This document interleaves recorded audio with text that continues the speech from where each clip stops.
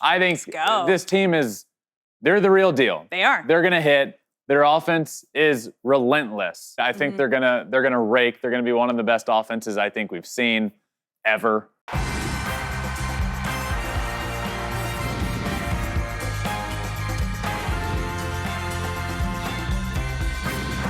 Fly ball onto the track, at the wall, it's gone! Home run! Turns on a ball, deep right field, and gone! What a game, what a moment. Opening week rolls on, my friends. We are 1 day away from opening day. Today is Wednesday. We have National League preview for you today. Yesterday, we had the American League preview.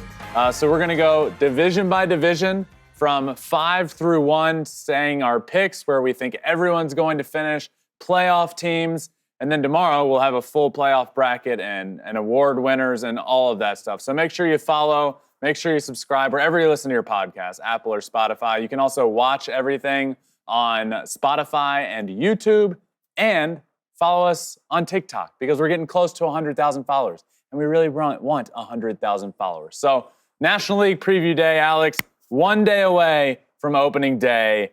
I can't wait. I know. It's here. You can feel it. The energy's in the air. But before we get to the National League Preview show, we need to address Shohei Ohtani and the statement that he made on Monday regarding the gambling situation with Ippei, because this is the first time we're hearing from Ohtani giving his side of the story, and it's some pretty crazy stuff, Ben. Yeah, so look, he just stated the day prior that he wanted to speak and wanted to speak to the media. So he went out with an interpreter and basically said, straight from his mouth, these quotes. Started by saying, Ippei has been stealing money from my account and has told lies. And then said, I have never agreed to pay debt or make payments to the bookmaker. I never bet on baseball or any other sports, or never asked anyone to do it on my behalf. I am very saddened and shocked that someone who I trusted has done this.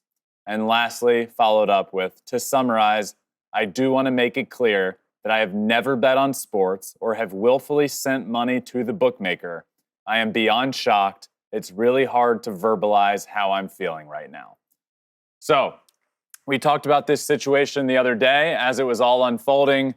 A lot is going to continue to unfold. This has officially, Major League Baseball has launched an investigation into this. When we originally talked about it, they had not. On Friday of last week, Major League Baseball did announce an investigation. And on Monday, Shohei spoke and said those things, amongst some others that I just mentioned. But those are direct quotes from Shohei about this situation. And Alex, you and I talked about it the other day. Yeah. We're talking about Ippei, his interpreter, who was a best friend of his. And you could, in my opinion, see emotion on his face, and to hear him say things like, Ippei has been stealing money from my account and has told lies, was alarming to see and pretty crazy. So again, I do think this is just the tip of the iceberg. We said it the other day. There is an investigation underway now. Shohei said he is fully cooperating with the investigation, but the season is about to start, and he's going to let everybody handle it from here. And this was his statement to be made. And we will, as always, everything that happens along the way, you will hear it here on Flippin Bats. It's heartbreaking to hear from Ohtani. If this is the exact situation that went down that he's telling us right now, this is not just his interpreter, but this was like his best friend and his brother who has been with him every single day of his Major League Baseball career. Every single day. And now, starting his new season with a new franchise, a new chapter in his life, with the one person he probably trusted the most out here, is not there anymore. Yep. It's just heartbreaking. The whole situation is heartbreaking for both of them. All right. National League Preview Show? Let's do it. All right, let's get started in the NL West. But before we look at our 2024 predictions, let's take a look at how things kind of mapped out in 2023. Yeah, not particularly close, Alex. No, not at all. Yeah, the Rockies bringing up the rear at 59 and 103. The Giants were in fourth, Padres third, D-backs came in second, and the Dodgers won 100 games. They won 162 and won the division. But as we all know, the D-backs ended up in the World Series. They squeaked into the playoffs at 84 and 78 and ended up, that's what it's all about, right? Yeah. Getting in, getting hot when you get to the playoffs, and they were able to do that, knocked out the Dodgers in the first round, as it seems always happens in the playoffs. So they are one of the best regular season teams, and hopefully with these new additions, it's going to transform them into one of the best playoff teams. But we're going to talk about that right now, because let's get to the 2024 predictions. Who do you have kind of like, what do you call it? Bottoming out? Bringing up the rear. You can use what I just used. Okay. Yeah. All right. We're going to start at number 5 with the Rockies. Again, we're going to go 5 through 1 throughout all these divisions. I think the Rockies are going to come in 5th place. In fact, I will go so far to say I know the Rockies are going to come in last place. 60-102, 44 games back is my prediction, and we don't really need to talk all about the Rockies too much. No, but the next 4 teams have the potential to be good teams. So who do you have finishing in 4th place in the NL West? 4th place, San Francisco Giants. Really good additions. Yeah. I got them at 84 and 78, which is going to be fringy playoff territory. Right in there. I think the Giants did really, really well this offseason. Most specifically, very recently, the addition of Blake Snell is huge for them in that rotation. There's potential that their rotation could be really, really good. But I still have them as a 4th place team, 20 games out of 1st place. Okay, then I'm interested to see who you have here in 3rd place. Yes, my 3rd place team is the San Diego Padres at 84 and 78, the exact same record as I have the Giants having. So it's not that the Giants are much worse team than the Padres, in my opinion. In fact, a couple of these teams are all really close. So I do have the Padres, again, right there on the edge of a playoff team. It was the addition of Dylan Cease for me that was huge for them, and it was watching them in Seoul that really made me say, and I said it here on this show last week, wow, this could be a playoff team. They could be. I would not be shocked. I have the Padres at 84 and 78 and in 3rd place. Okay, so then in 2nd place, I'm guessing the D-backs. Yeah, I do think the D-backs I think the D-backs got a lot better. I do. 85 and 77. So I have 2, 3, and 4 all separated by 1 game. I think all of these teams are going to be very close in this NL West. Okay. So I have the D-backs at number 2, still finishing 19 games back from who I have winning the NL West, the Los Angeles Dodgers, at 104 and 58. I think this team they're the real deal. They are. They're going to hit. Their offense is relentless. And I think I tweeted that as I was up. It kind of gets lost on me what exactly I was tweeting at 4 a.m. during the Seoul series. Oh, but I was like, randomly? I think one of the things I half awake, half asleep tweeted was, this offense is relentless, and they got behind big time behind the Padres. And again, I don't want this. This is not about the Padres deserve a lot of credit for that game and putting up a ton of runs, but the Dodgers just never went away and stayed in it and stayed in it and stayed in it. That offense is really good. You're not going to get many starts like Yamamoto had in his first one. I do believe he's going to be a lot better. I think that rotation's going to be really good. Bobby Miller looking really good his last start in spring training. He's going to start. I saw Bobby Miller starting game 2 of the year. Tyler Glasnow is going to start not of the year, but of opening day, Thursday, opener. Friday, Saturday. And Yamamoto is going to start the 3rd game. So this rotation still can be really good. I think they're gonna rake. They're going to be one of the best offenses I think we've seen ever. So yeah, I'm going to take 104 wins for the Dodgers. But one of my wild card teams comes from the NL West, and it is the Arizona Diamondbacks. The World Series contending team last year, National League champion last year. A lot of additions this year. I really do like what they did. Eduardo Rodriguez in the rotation, a big addition. I know he's starting on the IL, but Eugenio Suarez, Jock Peterson, just some thump that they added to that lineup that I like a lot. So Dodgers win the division. D-backs get in as well.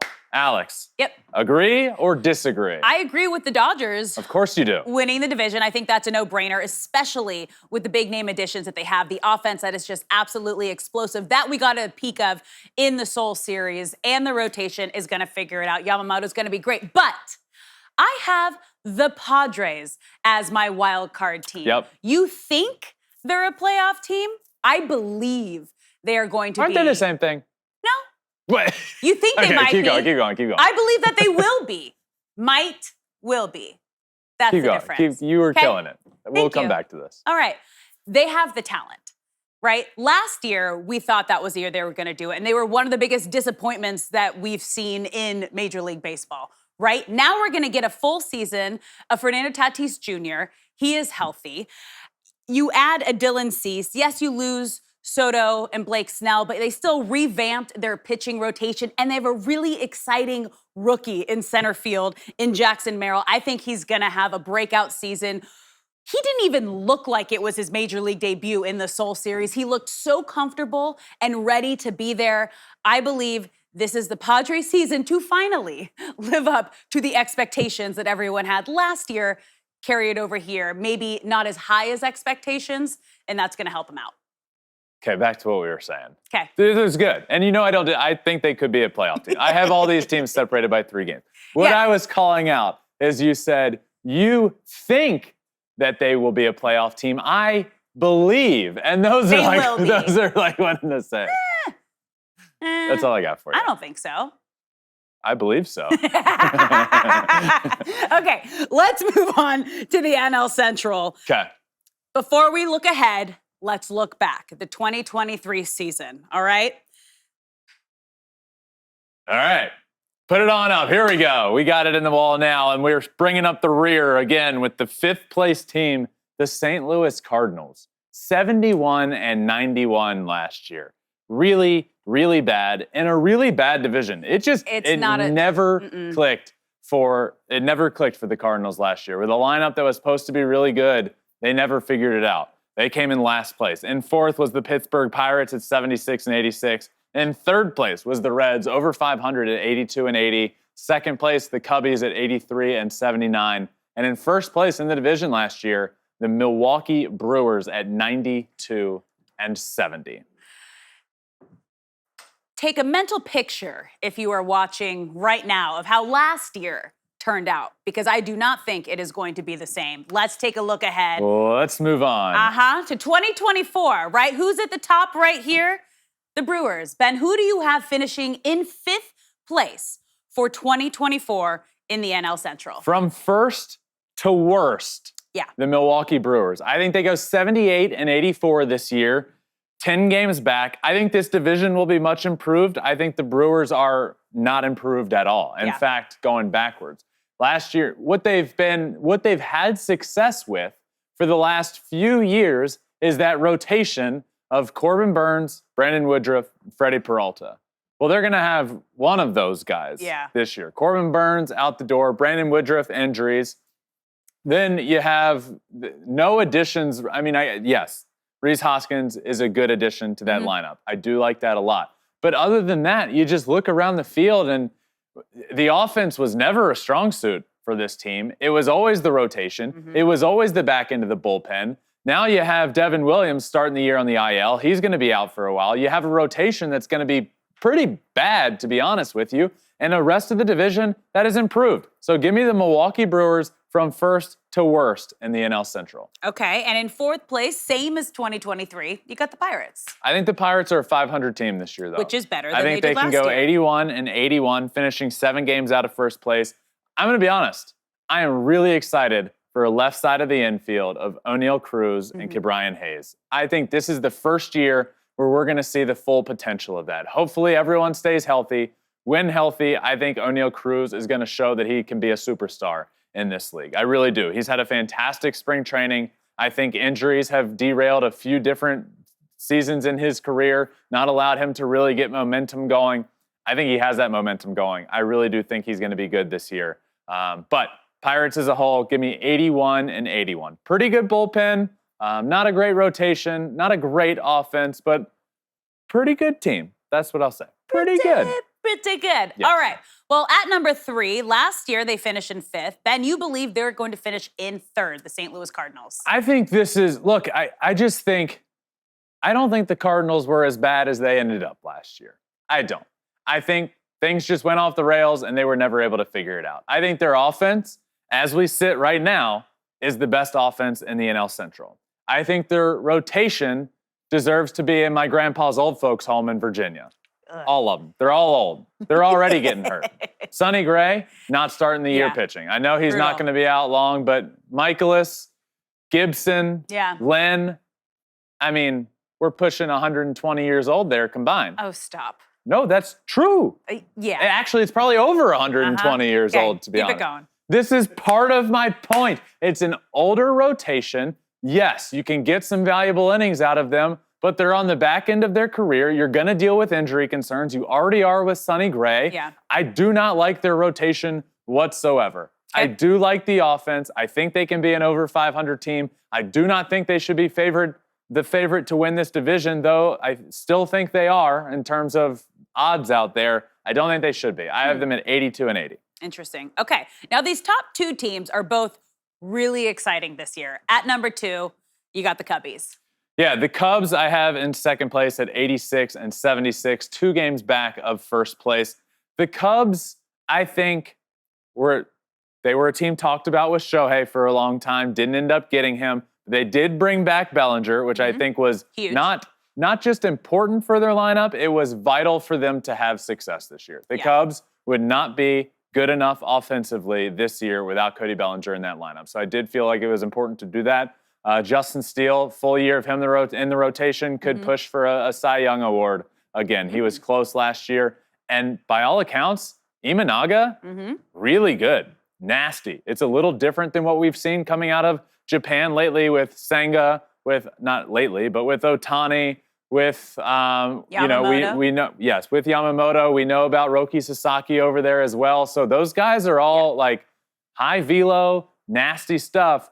Imanaga's a bit different. Yeah. Not the high velo kind of guy, pinpoint location, nasty movement on stuff. And he's been lights out in spring training, really good. So I think he can be good for that rotation. I love Alzolay in the back end of the bullpen. I love the addition of Hector Neris. So I think the Cubs improved, and I think they can finish at 86 and 76 and in contention for a playoff spot. But Alex, this should come as no surprise to anybody that's been listening for the last few months to Flippin Bats. I am high on the Cincinnati Reds this year. I really am. Give me the Reds to win the division at 88 and 74. Why? Because of the rotation. I love it. Frankie Montas starting on opening day. Hunter Green going the day after that. Montas was asked about that I believe it was on Monday or maybe Sunday afternoon, but asked about getting the opening day start. And he said, I went straight up to Hunter Green and said, use this as motivation. You're going to get so many opening day starts here in Cincinnati. That's so You're awesome. better than me. You have nastier stuff than me. Oh, that's great. Use it as motivation to be great in your career. I love that leadership of a rotation. I'm high on the rotation. And to have Frankie Montas, who has really good stuff, to come in and be like a veteran of this rotation is huge. Then you have Ashcraft, Martinez, Lodolo, Abbott. I really do think that this rotation can carry them to winning a division, and we haven't even talked about the offense. Another year of this really young team improving. And I don't want to hear any haters out there when Elly De La Cruz has a good year this year. I don't want to hear it. I don't want to hear it anymore.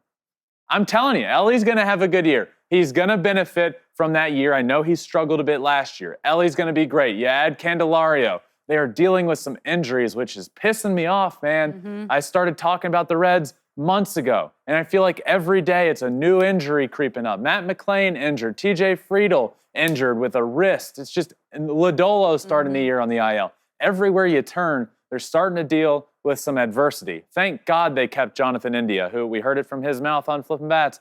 They told him he was never getting traded. But thank God, because they needed that infield depth.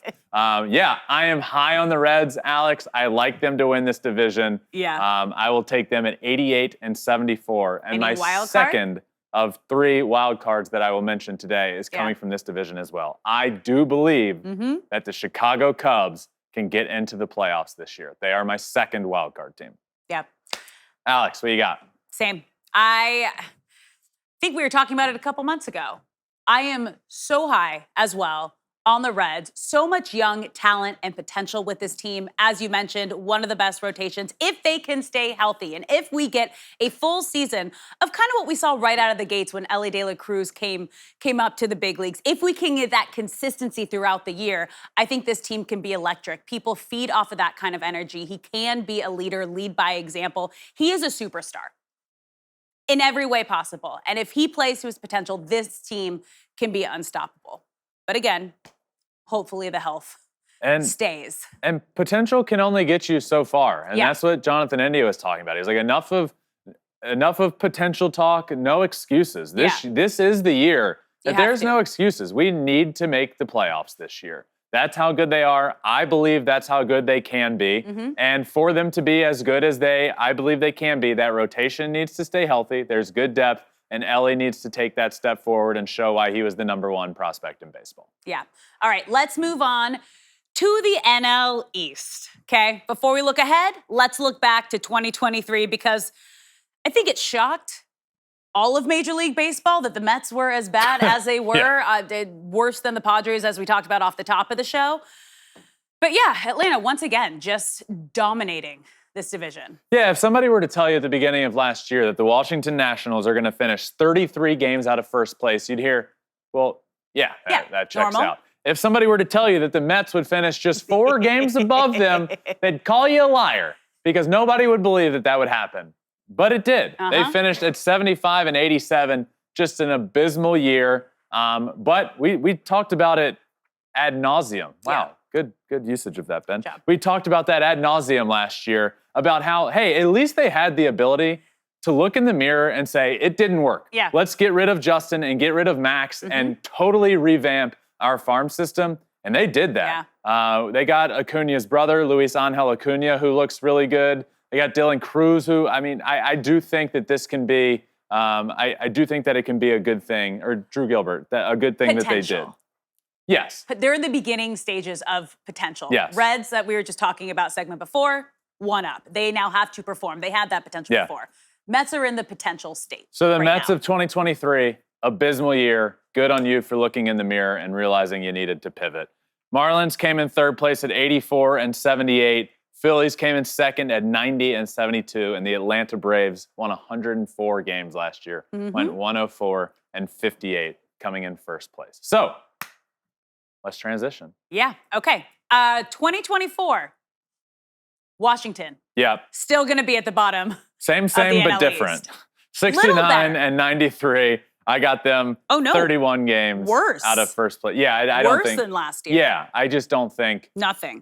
Not a lot going on there. Well, I mean, they haven't been the same team since they won the World Series in 2019. Like, they just had fast clip. Well, everyone knows when you win a World Series, the thing to do is tear it all down, get rid of all your good players, and completely start from scratch. Pretty smart, honestly. Yeah. And it's worked out well for them. I just, look, if you're a Nationals fan listening, there is some exciting things for you to look forward to. I think C.J. Abrams at shortstop is blossoming into a really good player. I do believe that. I think Mackenzie Gore in the rotation can take another step forward. I think Josiah Gray, what are you going to get from him? How about him? Dylan Cruz, the name that I just mentioned accidentally with the Mets, but changed my tune there, is with the Nationals. Are you going to get him at some point? James Wood, another trade acquisition. So all the trades you made, those guys are blossoming or getting close. So there's a lot of hope and potential down in the minor leagues for the Nationals, and not a completely lost year. This will be a big development year, but they are not going to make the playoffs. Okay. Also a development year for the 4th place team, the Mets, but a better record than last year. Yeah, I think the Mets are going to be sneaky good this year. I really do. 84 and 78 is where I have them, 16 games out of 1st place. I think they are a much better team this year, record-wise. When we look up at the end of the year, they're going to be much better than they were last year. I know it's really tough. I would honestly, if Kodai Senga weren't hurt right now, I would consider moving them the Mets in the playoffs. Oh, what? The addition of J.D. Martinez to that lineup. Who said he's addicted to the playoffs. And signed with the Mets, correct. Very interesting. Very interesting call there. The addition of J.D. Martinez is big. Another year, I think those young guys, Brett Beatty, Francisco Alvarez, I am so excited about Francisco Alvarez. I drafted him so high in our fantasy league. I'm like, we're going to get fantasy talk in every show. Oh, fantasy talk. Yeah, we like, Yeah. we'll get some fantasy because everyone talk. cares about your fantasy team. Yeah. So, just I think some improvement. Luis Severino in the rotation has looked good in spring. So, yeah, I'm not super high on the Mets. A lot of improvement and could be in that fringe playoff territory. Okay, interesting. At number 3, Miami, once again, but with the exact same record as last year. And the exact same record as the New York Mets. They have the same record. They tie in the division, in my opinion. I think the Marlins have a really good rotation, and I think it finally goes from a rotation. We finally got glimpses last year. All we've been hearing is this rotation. If we're ranking rotations on nastiest stuff, the Marlins are at the top of that. But it was, when are they going to put it all together? And they seemed to last year with a record like this, with an offense that's not great. It's because of their rotation. It's because of Jesus Luzardo. By the way, Sandy Alcantara, who won the Cy Young Award the year prior, did not have a good year. So you have Jesus Luzardo, Sandy Alcantara. There are some injuries that they're dealing with from some elbow stuff. Edward Cabrera, Yuri Perez hurt, Braxton Garrett hurt. So there are injuries they're dealing with. But rotation-wise, they got some nasty stuff, and I think it can carry them to a record that is the exact same as the New York Mets. All right, well, let's get to the top 2 teams because these are 2 of the most exciting teams in Major League Baseball. I believe they're both playoff teams, but you got the Phillies finishing in second. I have the Phillies at 93 and 69. I am very high on the Phillies this year. I know I've been saying for a couple weeks, it wouldn't shock me. Let's not just go out there and assume that the Atlanta Braves are as much of a layup to win the division as, I don't know, let's say the Dodgers in the West. I know there's some good teams out there. Maybe they're the biggest favorite to win the division. I don't think that's the case in the NL East. The Phillies are a damn good baseball team. They are so good. They have a full year of Bryce Harper being healthy. They have a lineup that's going to have Trey Turner now, hopefully being Trey Turner. Second half Trey Turner last year. Second half Trey Turner last year. Full career Trey Turner to start this season. I mean, let's not just forget about him in that lineup. And then Nick Castellanos and then JT Realmuto from 1 through 9 in this lineup is good. It's not as good 1 through 9 as the Atlanta Braves, and neither is their rotation. That's why I go with the Braves at 1 here. We can put them up because I made the spoiler, but do not be shocked if the Phillies push for a division title here. I don't have that happening. I have them going 93 and 69 and finishing 7 games behind the Atlanta Braves because I do believe to start the year, and we did week 0 power rankings, and I have the Braves at the very top at number 1 because I believe 1 through 9, the Atlanta Braves has the best lineup in baseball. I believe 1 through 5, the Atlanta Braves have the best rotation in baseball, and I think they have a good back into the bullpen. I think the Braves win this division. I think they win 100 games. I think they go 162. And once again, and keep their streak going, win the AL East. NL East also. No, just one of them. They're winning the NL East. Okay. And then Phillies as a playoff team, yes, wild card? Good call. Phillies are my wild card team, my third of 3. And no order. That's just, so I go D-backs, Cubs, Phillies are my 3 wild card teams from the NL. Alex, who do you have winning the division? My 3 wild card teams were Padres, Cubs, Phillies. And honestly, I think it's better for the Phillies to finish in second place. I think it's better for their brand. They kind of need that chip on their shoulder, and they are built for the postseason. Once they get to the postseason, that's when they come alive, and then that's when they take down these powerhouse teams that everyone thinks, oh, it's going to be a cakewalk. We're playing the Phillies. No, it's not. They're going to beat you, and they're going to move on. So I think it's actually better for the postseason for the Phillies to finish in second. Yeah, I mean, nobody wants to play them in the playoffs. No. And when they get in as a wild card, it's just dangerous because typically it's probably going to be the number 1 wild card seed. So whoever ends up as the 5 seed when the Phillies are the 4 is going to have to go into Philly and win 2 out of 3 there, which is just a hard thing to do. Well, I mean, the D-backs did it, so it does happen, but it is not an easy thing to do. So, yeah, I have the Phillies as a wild card team getting in and being very, very, very good. Same. And you know what we're going to talk about tomorrow? Awards. Full playoff bracket. We got awards, MVPs, Cy Youngs, Rookie of the Year, and notably, everybody can't wait for these playoff brackets. Every team that gets in all the way up through the World Series and crowning our the way World too early Series World champion. Series champ. Correct. Yes. But that's what we're doing. Tomorrow is opening day, my friends. We I'll have be at made Dodgers. it. Let's Opening have day. a great day, everyone. We have an episode coming out tomorrow as well. Tomorrow morning is that episode with all the awards and the playoff brackets. So make sure you check that out. But happy opening day. We made it. It's tomorrow. Let's do it. Thank you all for listening to this NL preview. If you missed the AL preview, it was yesterday.